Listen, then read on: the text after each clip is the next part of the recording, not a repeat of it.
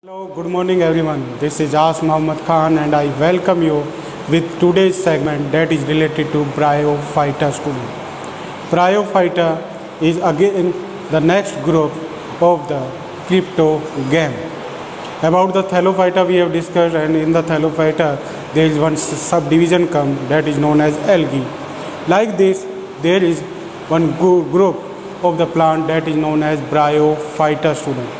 Bryo means mosses, phyta means plants. Means the mosses plants are known as Bryophyta, and this word is generated from a Greek word.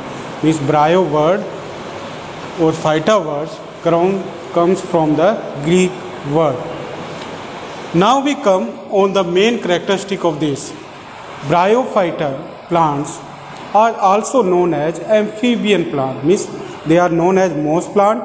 With this, they are also known as amphibian plants. Why do we call them amphibian plants, student?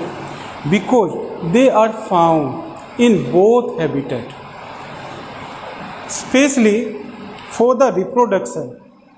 Generally they are found on the soil, but for the reproduction they move towards the water, and due to this we can say them amphibian plants because they covers the both habitat, terrestrial as well as aquatic habitat. That's why we can say them amphibian plant. Now we come on the next main characteristic that they have. They are generally found on hills because the hills have the moist and the shaded area. That's why they can easily grow there.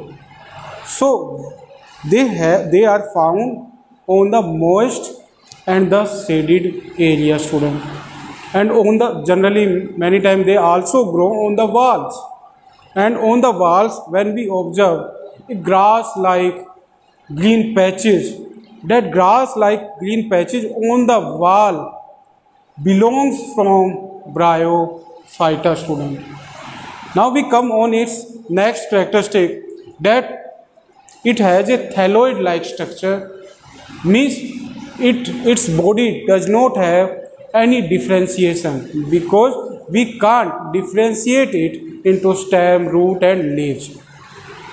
So this type of differentiation is not found in the Bryophyta. That's why we can say that they don't have the true root, stem and leaves. And their thallus-like structure is prostrate or erect and attached to the substratum with the help of rhizode. And what are the rhizodes, student? Rhizodes are the unicellular or the multicellular structure from which they are attached to the soil or the wall or the rocks they are attached. And what they take? They take water and nutrients. With this, the main plant body of the Bryophyta is haploid in nature, and that's why they are known as gametophytes. Means they have the chromosome, single chromosome they have. They don't have the double chromosome. That's why we can say that they are haploid in nature. But when those two gametes, means the male gametes or the female gametes, meet with each other, then what they form? They form the biploid structure. And at that time, they become biploid. And that particular structure is known as spore. And with the help of that spores reduction, again they are converted into gametes or gametophytes. So the male sex organ that they have is antheridium. What is the male sex organ that they have? Antheridium, student. Antheridium. And you will learn this term, antheridium. And the female sex organ is known as archegonium. So these are the two sex organs that are found in them. First is belong from male and second belongs from female. Now we come on the next characteristic that they have. They have the sex with sexual reproduction. They also have the asexual mode of reproduction. Like with the help of budding they can be reproduced, with the help of fragmentation they can be reproduced. So they have the both mode of reproduction, sexual and asexual. Now we categorize them into two groups. First is the Moses group and second is the liverwort. Now we will discuss about them. So student, now we will study about the bryophyta classification.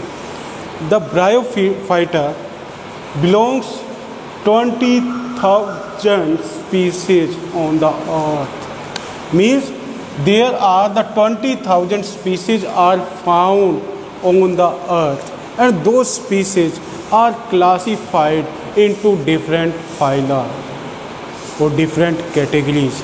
And those three categories are mosses, that are known as bryophyta, liverwort, that is known as hepatocophyta, hornwort, that is known as anthocerophyta. So these are the three subdivisions of the bryophyta, and the most abundant subdivision is this moss. Mosses are the types of the bryophytes that have simple teeny leafy arrangement. Means they have the leaf-like appearance, but we can't say them leaf. Means they have the false leaf-like structure, and their structure does not contain any vascular tissue. Their body or their thallus is directly attached to the soil, and that structure is known as rhizoid. So rhizoid work as root in them, and they are generally, means these mosses are generally found in our India, especially understory forest. And which type of understory forest they are found? They are found in tropical forest. Understory tropical rainforest they are found, where they can easily get the water or all the essential conditions they easily get. With this, their leafy structure is found around their thallus. As you know that they have the thallus-like structure, they don't have any vascular bundle in them. And the example of these mosses is Riccia, Porella and Markensia. Riccia, Porella and Markensia are the examples of the subdivision mosses or bryophyte. Now the next subdivision that is also given in your book, that is liverwort. Why do we call them liverwort, student? Because they are the gametophyte, and these gametophytes have the liver-like globe-like structure. Means they have the liver-like globe-like structure they have, due to which they are known as liverwort, student.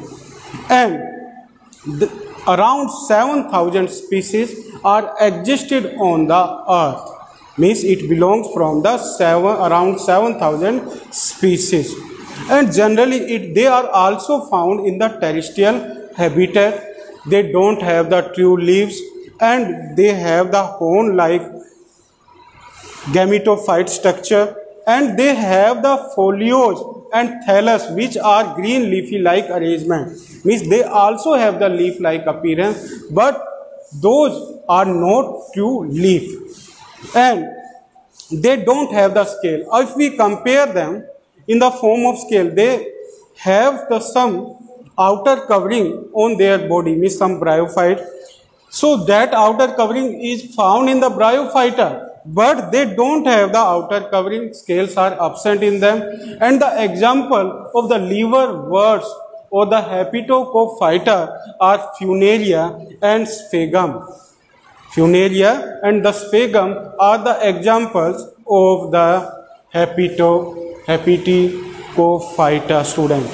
Now we come on the next subdivision of the bryophyte that is not given in your book, but you will try to learn it. And what is it? It is hornwort, student. Hornwort. It is the subdivision of the bryophyta, student, and this subdivision is found in colonial habitat, especially on the terrestrial habitat, and they are the gametophytes that have the horn-like structure, horn-like appearance. That's why they are known as hornwort. Like they have the globe-like structure, liver-like globe they have. Like this, they have the horn-like structure, means their thallus have the horn-like structure. That's why they are known as hornwort. They have the short blue-green gametophyte. Blue-green gametophyte. Why do we call them the blue-green, student? Because they have the symbiotic relationship, and from which living organism they have the symbiotic relationship. They have the symbiotic relationship with cyanobacteria, student. Cyanobacteria, they have the symbiotic relationship, most of them, and they have the photosynthetic cells. But their photosynthetic cell, means in this case in the hornwort, they have only one chloroplast in their cell, means only one green pigment they contain in their cell. And the example of these hornworts are Anthrocirrhosis and Dendrocirrhosis. Anthrocirrhosis and the Dendrocirrhosis are the examples of hornwort subdivision, student. So now we have discussed about the classification of bryophyta. They have the three classes. First is mosses, second is liverwort, third is hornwort. So you will learn these names. Now we come on the uses. Like the thallophyta plants, they also have some importance. They are used in our daily life also. First use that they have is protection of soil erosion.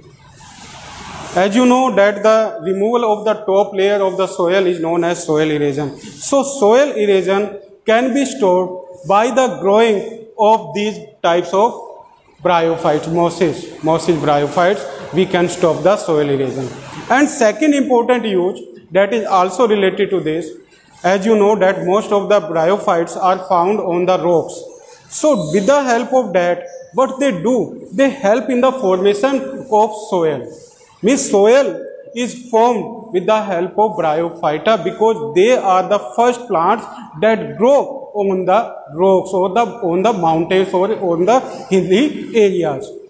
Second important use that they have, water retention. Means they increase the water retention capacity, water storing capacity of the ground, because water is not absorbed when we grow the bryophytes on the soil.